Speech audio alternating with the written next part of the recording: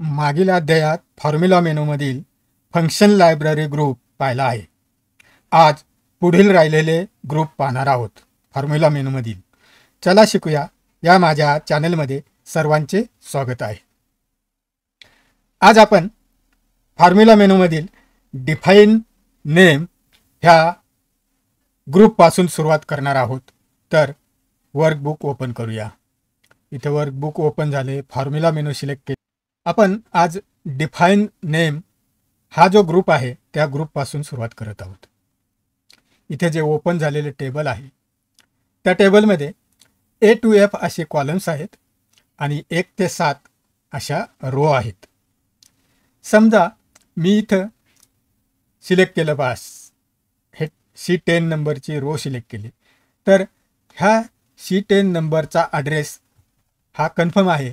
याला ॲड्रेस दिलेला आहे आणि तो ॲड्रेस आहे इथे दाखवलेला आहे नेम बॉक्समध्ये असा दाखवला आहे. तर असाच आपण एखाद्या रेंजला ॲड्रेस देऊ शकतो. तर ती रेंज सिलेक्ट करून डिफाईन नेममध्ये जाऊन, म्हणजे आपण आज जे पाहणार आहोत डिफाईन नेम, ती रेंज सिलेक्ट करायची आणि डिफाईन नेममध्ये जाऊन त्याला नाव द्यायचं. तर ते पाहूया आता आपण. तर आपण अगदी रेंज म्हणून असं हे घेऊया. हा कॉलम घेतला, बी कॉलम घेतला, ही रेंज सिलेक्ट केली आपण आणि आता डिफाईन नेमवर क्लिक करूया. डिफाईन नेमवर क्लिक केल्यावर जो डायलॉग बॉक्स आलेला आहे त्याच्यात आपण टायटलपासून सुरुवात केली, त्यामुळे इथे नेमसुद्धा त्यांनी दिलेला आहे. आपल्याला याच्याऐवजी जर वेगळं नेम ठेवायचं असेल तर ते ठेवू शकतो. पण इथे नेम दिलेले आहे आणि ही रेंज पण दिलेली आहे. ही रेंज पण इथे दिलेली आहे. आपल्याला फक्त इथं ओके करायचं आहे. ओके केल्यानंतर हे डिफाईन झालं नाही, नेम डिफाईन झालेले. आता आपण पुढे पाहूया. समजा इथे हाच मी सिलेक्ट केला आणि याची मला सम काढायची. तर मी काय करेल, सम आणि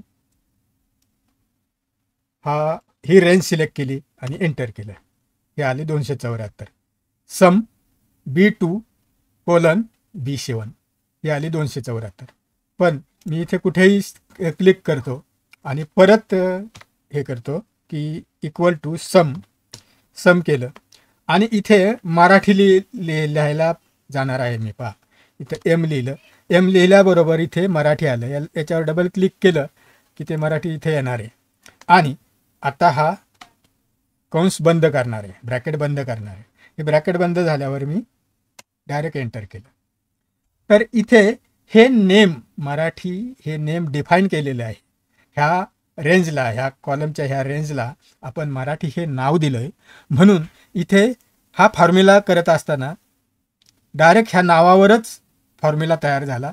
ते नाव काय म्हणतं आहे की ही एवढी रेंज आहे आणि त्याची टोटल घ्यायची आहे. ही सम म्हणजे टोटल घ्यायची, आपल्याला बेरीज करायची. तर अशा प्रकारे हे नाव डिफाईन करून आपल्याला करता येतं. पण अनेक रेंज डिफाईन करून त्याला नाव देऊ शकतो. आता पहा मी पुढे हे हिंदी डिफाईन करण्यासाठी सिलेक्ट केलं. इथे आलं, हिंदी नाव आलं, ती रेंज इथे आलेले. ओके केलं. इंग्लिशला पण करून टाकू आपण. इंग्लिश सिलेक्ट केलं, डिफाईनवर क्लिक केलं, इथे इंग्लिश आलं, रेंज आली, ओके केलं. मॅथला सिलेक्ट केलं, डिफाईन नेमवर गेलो आणि ओके केलं. तर अशा प्रकारे आपण आता ही चार रेंजची नावं डिफाईन केलेली आहेत आपण. तर आता ही डिफाईन केलेली नावं कुठे पाहणार आपण, तर हा नेम मॅनेजर आहे तो त्याच्यासाठीच आहे. पहा याच्यावर क्लिक करूया आपण.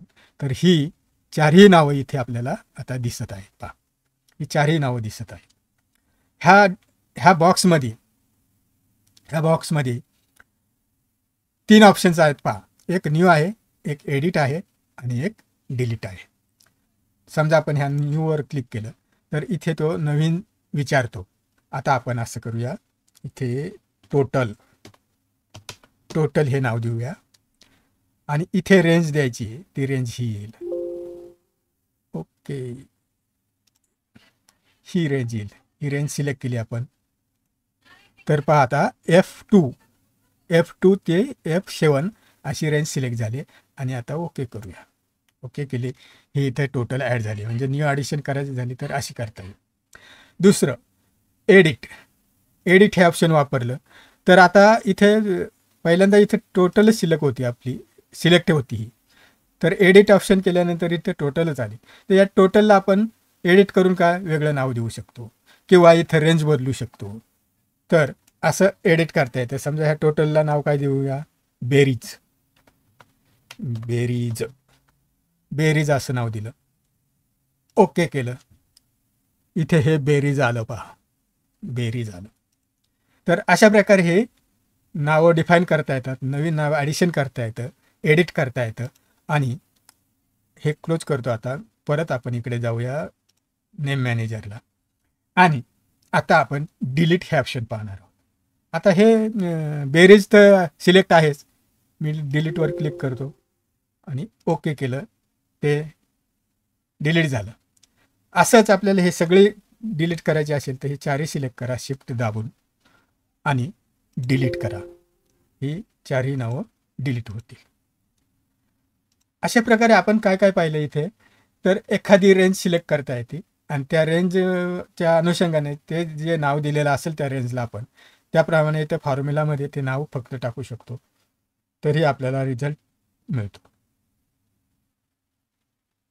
तर आता आपण हे डिफाईन नेम पाहिलं आणि आता हे डिफाईन नेम पाहण्यासाठी परत एकदा आपण आता परत हे सिलेक्ट करूया, define name, okay.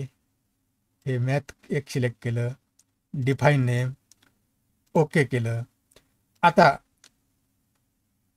Define name, addition, edit, delete असं पाहिलं आपण. आता यूज इन फॉर्म्युला असं जे म्हटलं आहे ते पाहूया. आता आपल्या दोन रेंज सिलेक्ट आहेत, इंग्लिश आणि मॅथ. तर ह्या इंग्लिश आणि मॅथचं आपल्याला जर टोटल काढायची असेल तर ती काढू आपण. इज इक्वल टू सम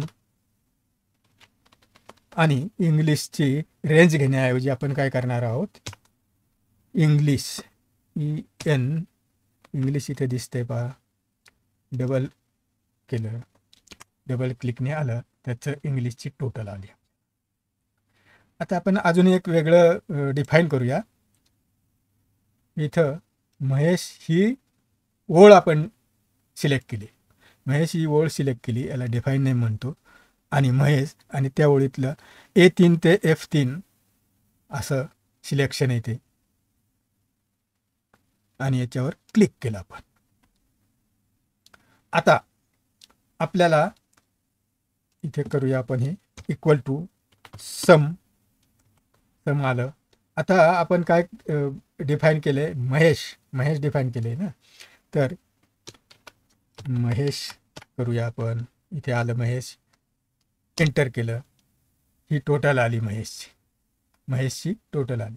आता इथे पहा, महेशची टोटल काय आली, 502. ॲक्च्युली इथं टोटल काय आले, 251.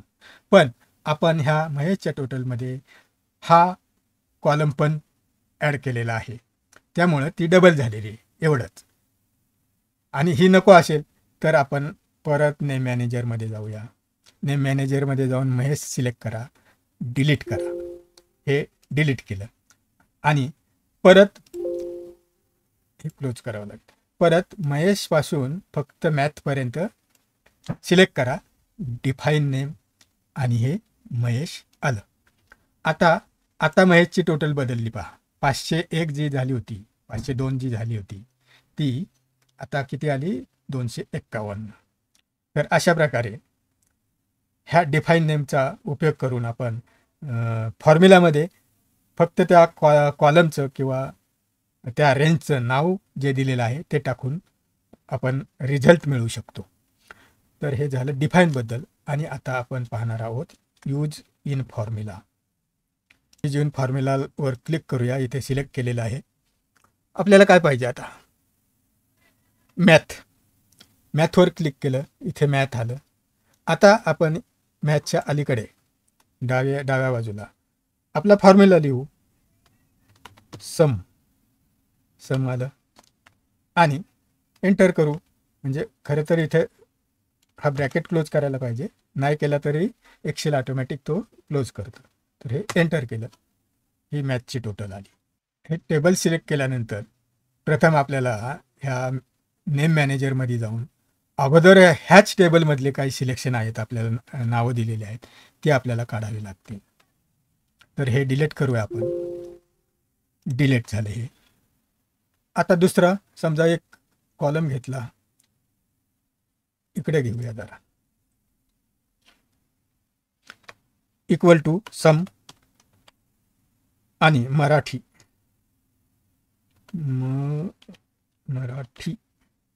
मराठी आलं. इथे डबल क्लिक करूया आणि एंटर करूया.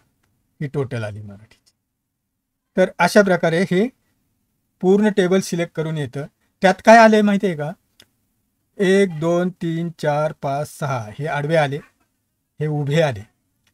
ते पाहायचं असेल तर आपल्याला नेम मॅनेजरमध्ये जावं लागेल.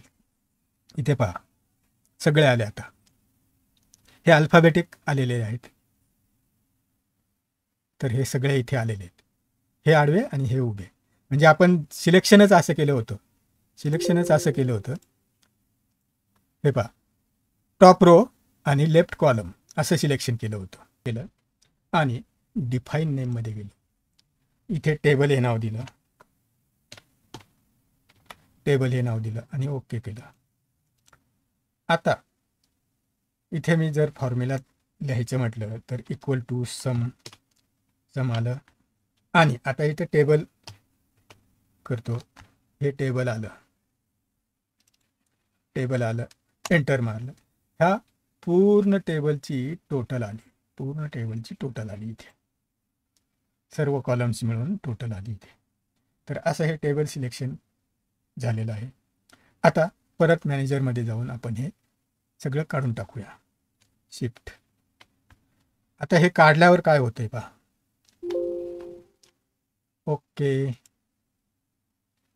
क्लोज. जिथे जिथे हे डिफाईन नेममधून आपण फॉर्म्युले लिहिले आहेत ते सगळे एररमध्ये गेले. आता जेव्हा आपण त्या नेम मॅनेजरमध्ये जाऊन त्या रेंज डिलीट केल्या तेव्हा हे एरर्स आलेले आहेत आणि ह्या एरर्स आपण आता चेक करणार आहोत. म्हणजे तुम्ही असं इमॅजिन करा की 500 ते 1000 ओळी असलेला असा मोठं टेबल आहे, मोठा डाटा आहे आणि त्यातून कुठेतरी एरर आहे हे शोधायचं असेल तर एरर चेकिंगला क्लिक करू शकतो आपण. त्यापूर्वी प्रथम आपण एरर चेकिंगला जाऊ, कारण इथे 3-4 ठिकाणी एरर आलेली आहे पहा. तर आणि एक ठिकाणी एरर आहे असं त्याचं म्हणणं आहे. तर आपण एरर चेकिंगला जाऊया. एरर चेकिंगला गेलो आपण. तर पहिल्यांदा काय दाखवते पहा, एरर इन सेल G3. हा G3 आहे ना, त्याच्यात एरर आहे. पुढे जाऊया, नेक्स्ट म्हणूया. नेक्स्ट म्हटल्यानंतर F6 मध्ये एरर आहे असं त्याचं म्हणणं आहे. ते काय आहे आपण नंतर पाहणार आहोत. पुढे जाऊया, B10 सेल B10 मध्ये एरर आहे. पुढे एरर इन सेल D10. पुढे एरर इन सेल 11. अजून पुढे काय आहे का, नाही, संपलं इथे. तर ह्या एरर दाखवल्या त्यांनी. तर असा उपयोग होतो हा एररचा आणि ते आपण पुढे पाहणार आहोत की इव्हॅल्युएशन हे पाहणार आहोत. पण तत्पूर्वी आपण ह्या सिरियल नंबरपासून सुरुवात करूया. Trace president. हे ट्रेस प्रेसिडेंट काय आहे, तर एखाद्या टोटलमध्ये समजा ही टोटल आपण घेतली, ही टोटल आहे ना, ह्या टोटलमध्ये कुठल्या शेलचा सहभाग आहे, कुठल्या शेलचा सहभाग आहे. तर आता हा सिलेक्ट केले, ही टोटल सिलेक्ट केली आपण आणि इथे क्लिक करणार आहोत. हे क्लिक केलं तर हे पहा, इथपासून म्हणजे ह्या सेलपासून हे सर्व सेल ह्या टोटलमध्ये समाविष्ट आहेत, यांचा सहभाग आहे ह्या टोटलमध्ये असं दाखवले बा. आता मी थोडं ह्या सेलवर क्लिक करतो म्हणजे तुम्हाला परफेक्ट लक्षात येईल की ह्या सेलमध्ये ट्रेस प्रेसिडेंट हे क्लिक केल्यावर काय होणार आहे. तर हे क्लिक केलं मी, तर पहा ह्या सेलमध्ये हे 45 ॲड आहेत, 67 ॲड आहे, 65 ॲड आहे आणि 74 ॲड आहे. अशा वेगवेगळ्या ठिकाणच्या फिगर त्याच्यात ॲड आहेत असं दाखवते. आता हे बाण बिन दाखवलेले, तर हे आता तसेच ठेवायचे का नाही. तर इथे आपल्याला इथे ऑप्शन दिलेलं आहे रिमूव्ह ॲरो, त्याच्यावर क्लिक केल्यावर हे बाण जाणार आहेत. आता अजून एकदा पाहू शकतो आपण, इथे क्लिक करतो मी, प्रेसिडेंट हे पहा त्याप्रमाणे दाखवले कुठले कुठले कॉलम इथे कुठल्या कुठल्या सेलचा सहभाग आहे ह्या टोटलमध्ये ते इथे दाखवलेलं आहे. परत आपण दिलो. आता ट्रेस डिपेंडंट.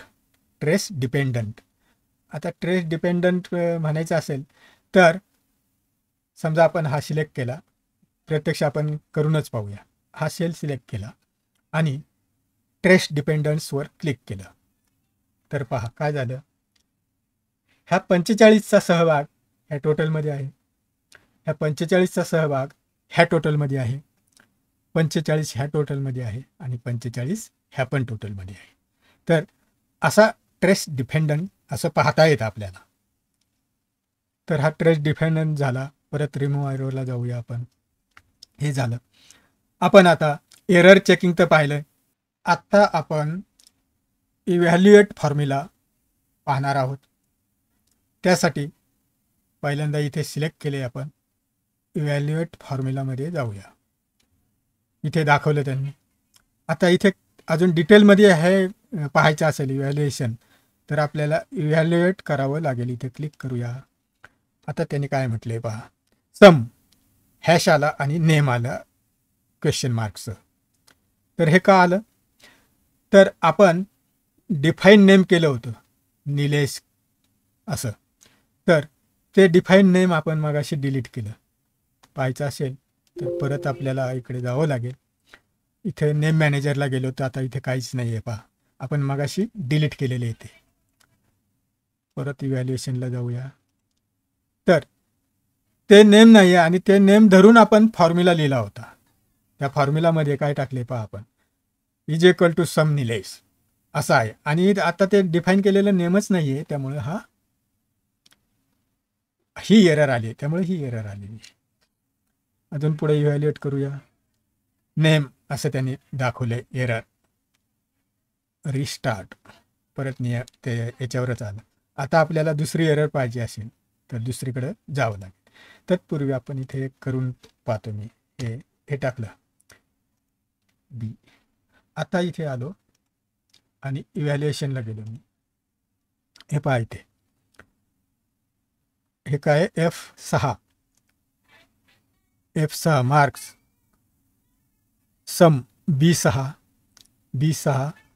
C6 D6 आणि E6 अशा सगळ्यांची सम आहे. आता इथं इव्हॅल्युएटवर क्लिक करूया.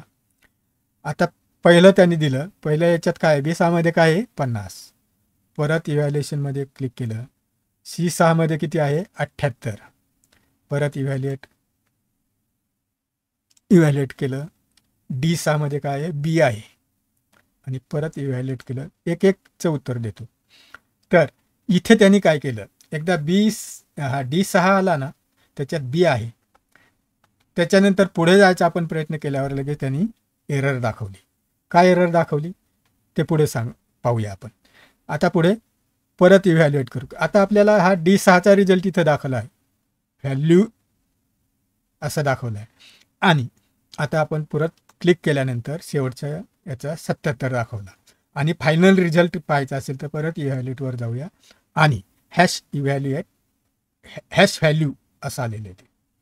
तर ह्या फॉर्म्युलामध्ये हा D6 जो आहे त्याच्यात काय दाखवले त्यांनी, D6 ह्या D6 मध्ये काय दाखवलं आहे, B दाखवलं आहे. आणि B हा टेक्स्ट आहे, तर त्याच्यात डबल इन्व्हर्टेड कॉमामध्ये दाखवले पाहते. B हा टेक्स्ट आहे आणि म्हणून हा फॉर्म्युला तुमचा चुकतोय असं त्याचं सांगण्याचा अर्थ आहे. तर हे व्हॅल्युएशन झालं. तसेच ह्या इतर एरर ज्या आहे याच्याप्रमाणेच आहेत. तर असं इव्हॅल्युएट एरर झालं. आता आपण पाहणार आहोत शो फॉर्म्युला. शो फॉर्म्युलावर गेल्यावर हे पहा, ज्या कॉलममध्ये फॉर्म्युला लिहिलेला आहे ते कॉलम्स इथे दाखवले, हे पण दाखवले. जरी एरर असला तरी फॉर्म्युला त्याच्यात लिहिलेला आहे. आपलं उत्तर चुकत असलं तरी फॉर्म्युला त्याच्यात मूळचा आहेतच, या सगळीकडे आहे तो. तर असे आहे. आणि इथे पण आहे. इथे पहा कसं लिहिले आहे फॉर्म्युला, प्लस प्लस करून आलेले आहेत. तर अशा प्रकारे आपण हे 3 प्रकार पाहिले. आता आपल्याला एक वॉच विंडो पाहिजे. हे पुढचं वॉच विंडो. तर वॉच विंडो पाहण्यासाठी इथे आपण एम्प्लॉई डाटा घेतला आहे. यात हे बाकीचं सगळं असलं तरी इथं 2 कॉलम आपल्यासाठी महत्त्वाचे आहेत. हा कॉलम अटेंडन्सचा आणि हा कॉलम आहे सॅलरीचा. तर ह्या अनुषंगाने आपण हे वॉच विंडो पाहणार आहोत. तर त्यासाठी इथे समजा, इथेही असं अज्युम करा तुम्ही की 500 ओळी असलेलं मोठं टेबल आहे आणि त्या टेबलमध्ये असलेल्या डाटावर आपल्याला वॉच ठेवायची आहे. तर ती कशी ठेवू शकतो? ती वॉच विंडोजच्याद्वारे ठेवू शकतो. आता इथे समजा ही एक ब्रांच आहे आणि ह्या ब्रांचमध्ये हे एम्प्लॉईज आहेत, त्यांचा अटेंडन्स आहे आणि त्यांची सॅलरी आहे मंथली. तर हेड ऑफिसवरून एक रिपोर्ट येतो आहे की तुमच्या अटेंडन्समध्ये काहीतरी गडबड आहे, काहीतरी रॉंग आहे ते, आणि ते तुम्हाला वॉच करायचे आहे. तर मग हा मॅनेजर काय करणार? आता हे वॉच करायचं म्हणलं तर काय वॉच करायचं? तर आता आपण पहिल्यांदा असंच पाहूया की ह्या टोटल सॅलरी जी आहे महिन्याची, ती आधी अशी बदलते का आधीमध्ये कुठे? ती बदलते का? तर त्यासाठी ह्या टोटलवर क्लिक केलं आणि वॉच विंडोवर क्लिक केलं. वॉच विंडोवर क्लिक केल्यानंतर वॉच विंडो ओपन झाली. इथे ॲड वॉच असं आहे आणि डिलीट वॉच असे 2 ऑप्शन्स आहेत. तर आता आपल्याला ॲड वॉच करायचं आहे. हे ॲड वॉच झालं. इथे रेंज सिलेक्ट केली त्यांनी, ती ओके केलं. ॲड वॉच म्हणजे मध्ये ही आता जी सॅलरी आहे, अटेंडन्स डेज आणि त्याप्रमाणे आलेली सॅलरी ही 6,50,000 अशी आहे. आता मी ह्या 28वर गेलो आणि इथे 20 केलं तर ही 6,34 अशी आली. हे मी जर ह्या 500 लाईन्स असलेल्या टेबलमध्ये वॉच करायचं म्हणलं तर मला प्रत्येक वेळी असं खाली जावं लागलं असतं ह्या टोटल जिथे लिहिले तिथे. पण हे मला इथे पहिल्याच पेजवर दिसत आहे पहा.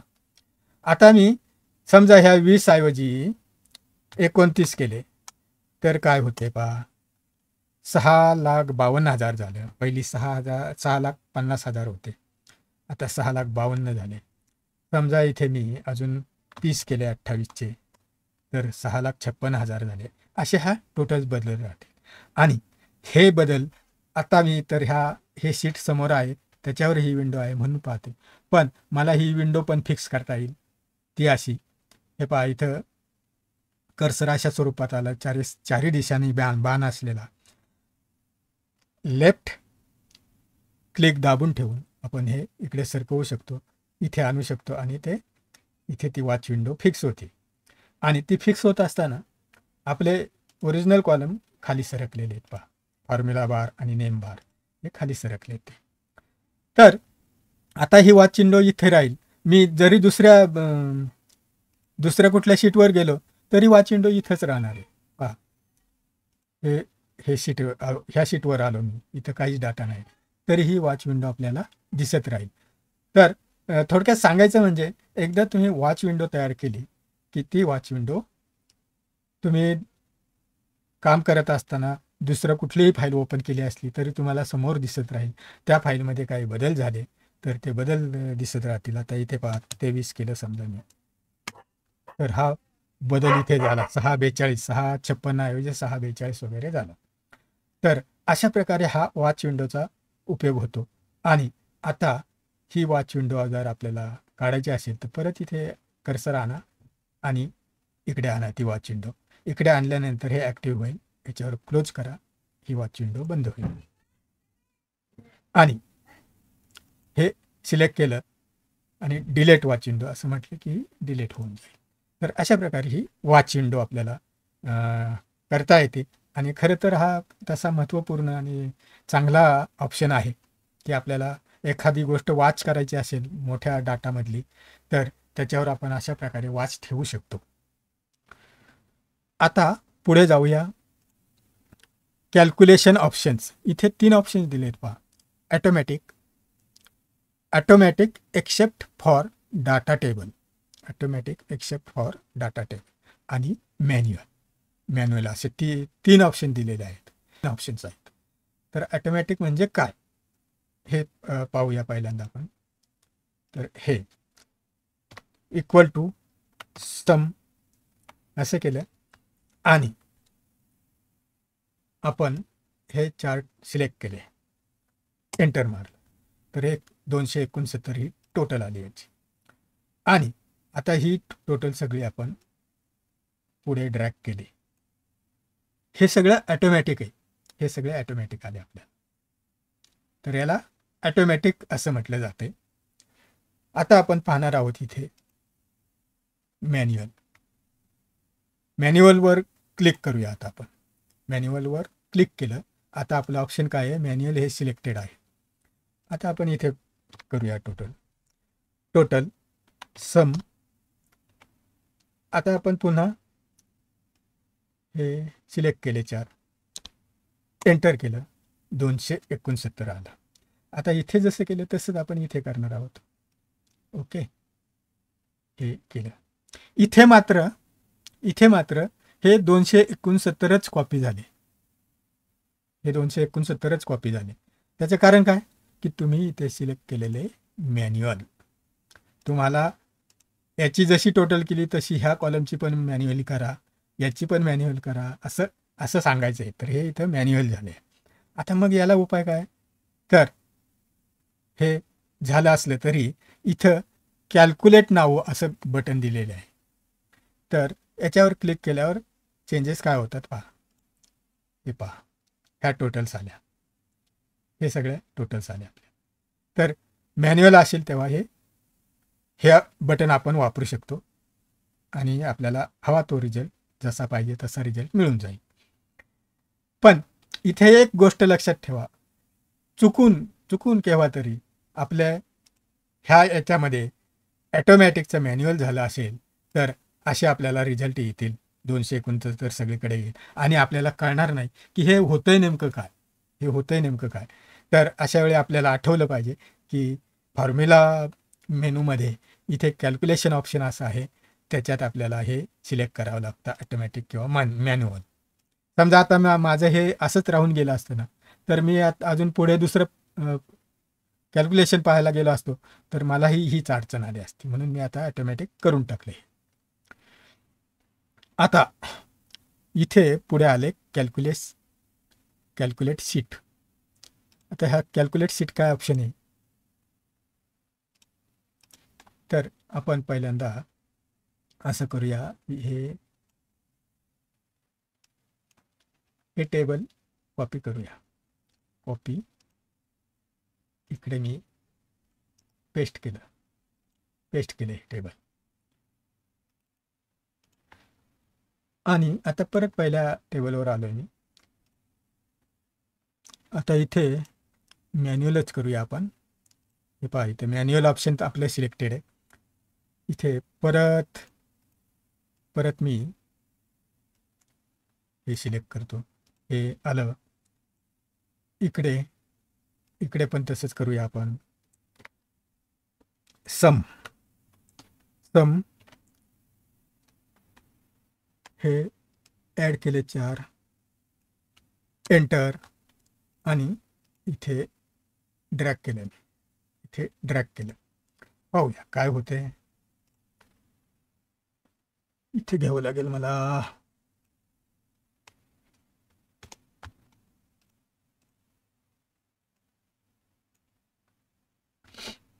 आता कॅल्क्युलेट नाववर क्लिक केलं, ह्या दोन्ही टोटल बदलल्या पहा.